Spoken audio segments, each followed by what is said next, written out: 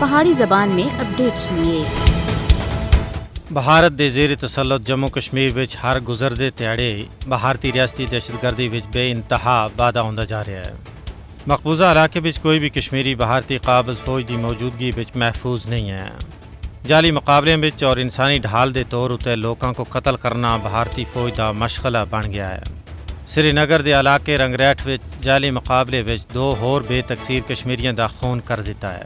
گزشتہ مہینے حیدرپورہ وچ جنہاں طرح بے گناہ بندیاں کو دوران حراست شہید کر دیتا اسا انہاں دے لواحقین کو تاحال انصاف نہیں ملیا۔ اس دی بعد رام باغ اور پھر آج احسانیہ رونما ہویا۔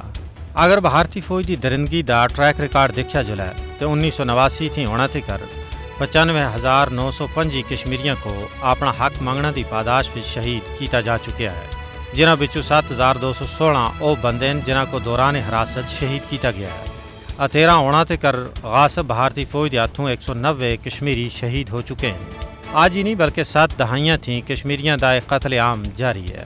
بھارتی غاصب حکومت سن اپنی دہشت گرد فوج کو کالے قوانین دے تحت کھلے اختیارات دے رکھے ہیں کہ او جدوں جتھے جس کو چاون بے دردی دے نال قتل کر دیون۔ مکانہ کو تباہ اور عزتاں دی پامالی کرنی یا شک دی بنیاد اتے بے گناہ لوکاں کو گرفتاری تھی بعد لاپتہ کرنا بھارتی فوج اپنے واسطے اعزاز سمجھ دی ہے۔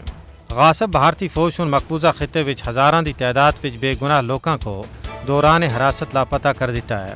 بھارت یہ سب کچھ اس واسطے کر رہا ہے تاکہ کشمیری عوام خوفزدہ ہو کے اپنے پاک مشن تھی دستبردار ہو جلن، لیکن یہ بھارتی مکار سامراج دی پھول ہے۔